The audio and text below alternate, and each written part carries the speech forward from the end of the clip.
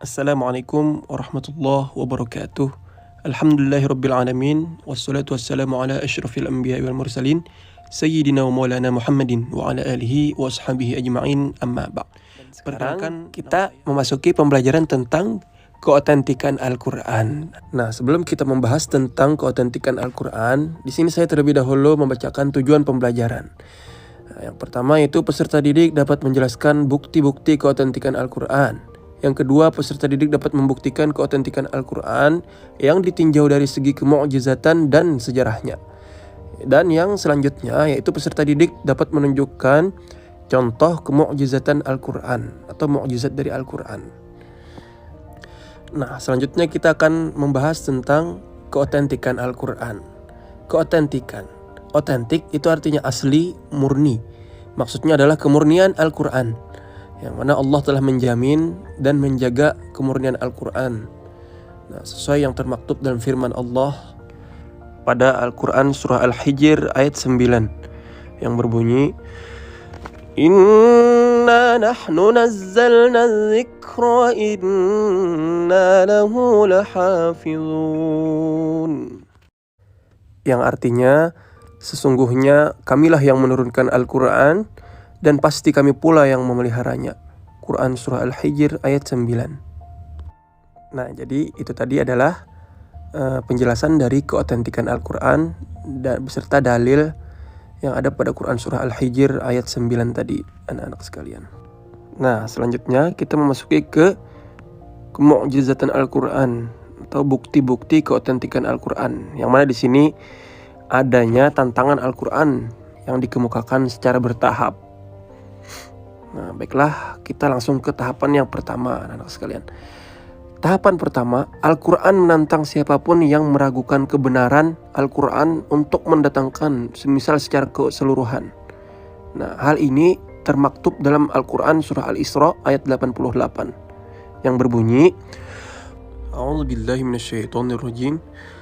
قل إن اجتمعت الإنس والجن على أن يأتوا بمثل هذا القرآن لا يأتون بمثله ولو كان بعضهم لبعض ظهيرا.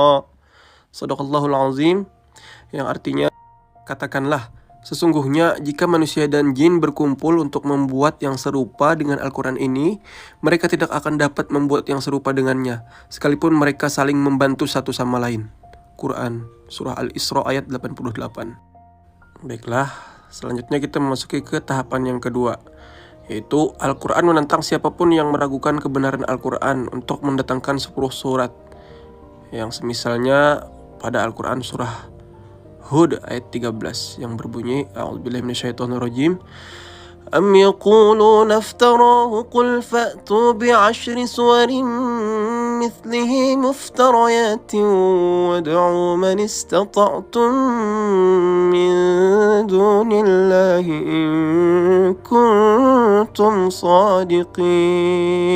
Shadaqallahul Azim, yang artinya, bahkan mereka mengatakan, dia Muhammad telah membuat-buat Al-Quran itu. Katakanlah, kalau demikian, datangkanlah 10 surah semisal dengannya atau Al-Quran yang dibuat-buat, dan ajaklah siapa saja di antara kamu yang sanggup selain Allah, jika kamu orang-orang yang benar. Quran surah Hud ayat 13. Nah, selanjutnya kita memasuki ke tahapan yang ketiga, yang mana Al-Quran menantang siapapun yang meragukan kebenaran Al-Quran untuk mendatangkan satu surah saja semisal Al-Quran, yang mana hal ini terdapat dalam Quran surah Al-Baqarah ayat 30 yang berbunyi, A'udzubillahi minasyaitonirrajim. Wa in kuntum fi raibin mimma nazzalna ala 'abdina fa'tu bi suratin min mithlih wad'u syuhada'akum min dunillahi in kuntum shadiqin. Shadaqallahul Azim. Artinya, Dan jika kamu meragukan Al-Quran yang kami turunkan kepada hamba kami, yaitu Muhammad, maka buatlah satu surah semisal dengannya dan ajaklah penolong-penolongmu selain Allah jika kamu orang-orang yang benar. Quran Surah Al-Baqarah ayat 23. Nah, jadi di sini Allah atau Al-Quran menantang siapapun yang meragukan tentang kebenaran adanya Al-Quran ini untuk mendatangkan satu surah saja semisal dengan Al-Quran ini.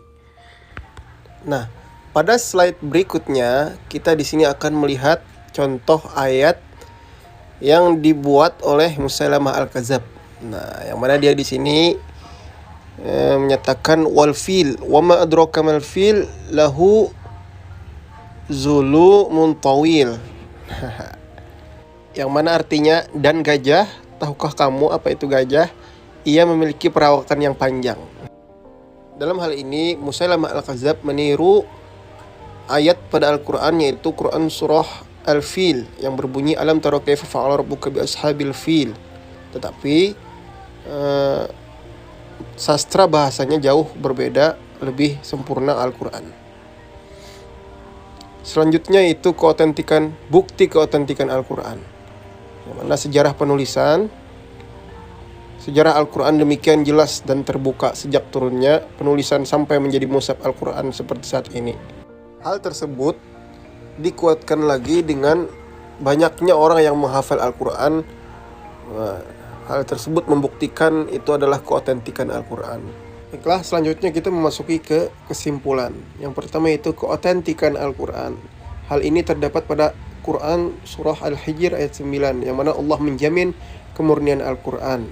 Adapun bukti-bukti keotentikan Al-Quran, yaitu adanya tantangan-tantangan Al-Quran yang dikemukakan secara bertahap. Tahapan pertama yaitu terdapat pada Quran Surah Al-Isra ayat 88, yang mana Al-Quran menantang untuk mendatangkan semisalnya secara keseluruhan. Tahapan kedua itu terjadi pada Quran Surah Hud ayat 13, yang mana Al-Quran menentang untuk mendatangkan 10 surah semisalnya. Dan yang terakhir yaitu tahapan ketiga, yaitu terdapat pada Quran Surah Al-Baqarah ayat 23, yang dimana Al-Quran menantang untuk mendatangkan satu surah saja semisalnya.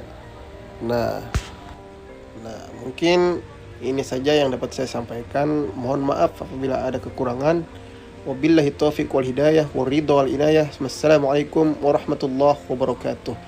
Dimohon kepada para peserta didik agar dapat menanggapi, berkomentar, dan bertanya bila tidak tahu apa yang sudah dijelaskan tadi, atau tidak paham atau kurang mengerti, bisa langsung ditanyakan di kolom komentar. Terima kasih.